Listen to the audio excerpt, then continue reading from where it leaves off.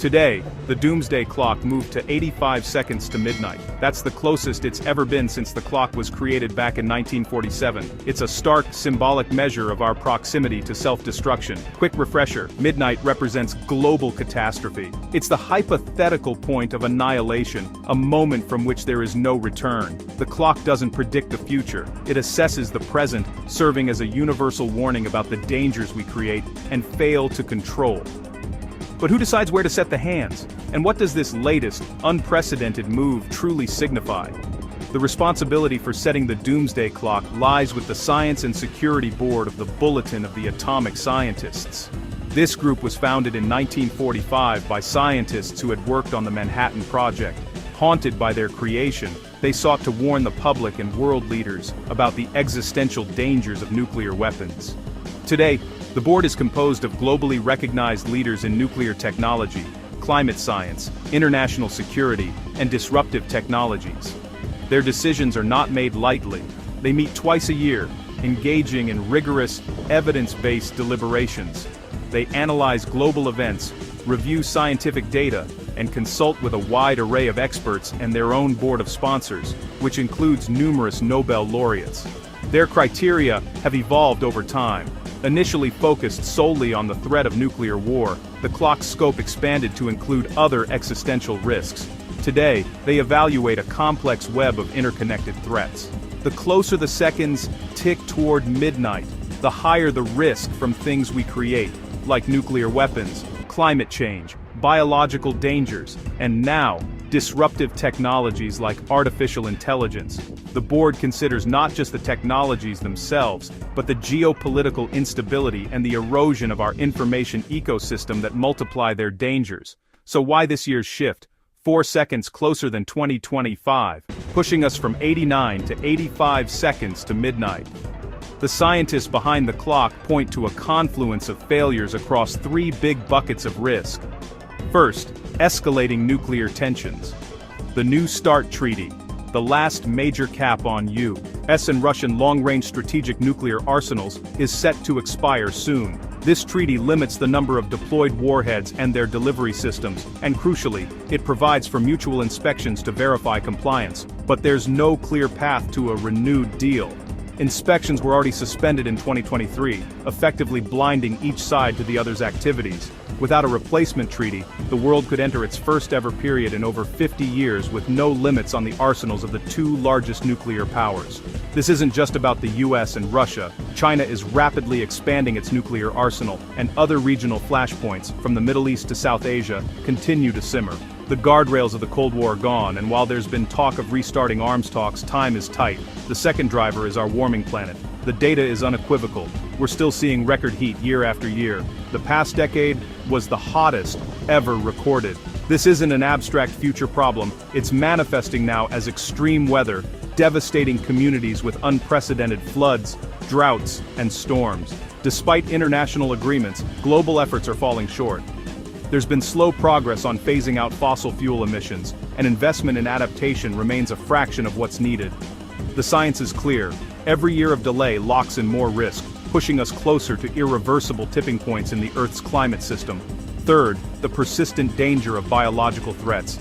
This category includes everything from inadequate lab safety protocols that could lead to accidental releases, to the ever-present risk of natural outbreaks of novel pathogens. The COVID-19 pandemic was a brutal lesson in global unpreparedness. While some progress has been made, the world still lacks a robust, globally coordinated system for pandemic prevention and response. The lesson is simple. We need better surveillance to detect threats early, smarter safeguards to contain them, and a faster response to protect populations. And weaving through all of these threats is the corrosive influence of AI-driven disinformation. This is the threat multiplier. When you can flood the zone with convincing fakes, from manipulated audio of world leaders to fabricated videos of crises, it becomes nearly impossible to build public trust. This erosion of shared reality makes it harder to pass good policy, harder for citizens to make informed decisions, and harder for nations to cooperate during a crisis. It poisons the well of public discourse, making it difficult to even agree on what's real, let alone how to solve our biggest problems. To understand the gravity of 85 seconds, we need to look at the clock's journey through history. For context, The clock started at 7 minutes to midnight in 1947. This initial setting reflected the dawn of the nuclear age, and the fear that a war between superpowers was not just possible, but likely. In 1953, the clock jumped to just 2 minutes to midnight. This was its most dangerous setting for decades, prompted by the United States and the Soviet Union testing their first thermonuclear devices, hydrogen bombs, within months of each other, launching a terrifying new arms race. But the clock can move away from midnight. In 1963, it was moved back to 12 minutes after the US and Soviet Union signed the Partial Test Ban Treaty, a landmark agreement that showed cooperation was possible even at the height of the Cold War. The safest it's ever been was 17 minutes to midnight, in 1991. With the Cold War officially over and the signing of the Strategic Arms Reduction Treaty, or START-Y, humanity seemed to be stepping back from the brink. It was a moment of profound optimism, but that optimism faded. Through the 90s and 2000s, the clock crept forward again, driven by stalled disarmament, regional conflicts, and the growing recognition of the climate crisis as an existential threat. In 2020, the clock moved to 100 seconds to midnight. Breaking the minutes barrier for the first time, the board cited the trifecta of nuclear proliferation, climate inaction, and cyber-enabled disinformation. Then, in 2023, it lurched to 90 seconds, largely due to the war in Ukraine and the heightened nuclear rhetoric. In 2025 it was 89 seconds, now 85. Each tick forward represents a missed opportunity, a failed policy, a collective step in the wrong direction. It's crucial to understand what the clock is, and what it isn't. It is not a prophecy.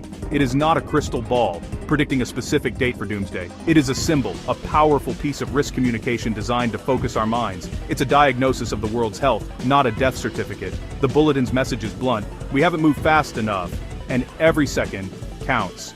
But this isn't prophecy, it's a warning. The clock moves based on what we do next. Just as our actions can push the hand closer to midnight, they can also push it back. The path away from the brink is clear, though not easy.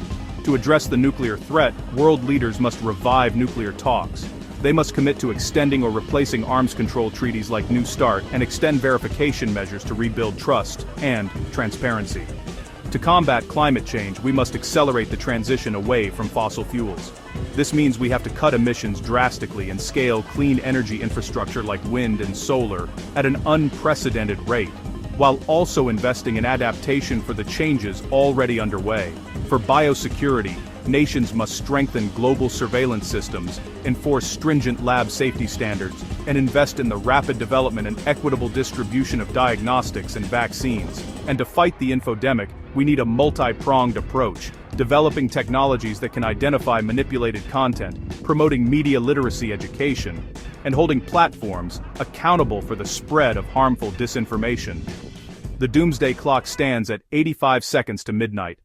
It is a stark reminder of the perilous moment we inhabit. But it is not fixed. The hands are moved by people, and they can be moved back by people. The clock moves with us. The future is not yet written. The responsibility to act, to demand better from our leaders, and to build a safer world rests with all of us. The time to push the hands away from midnight is now.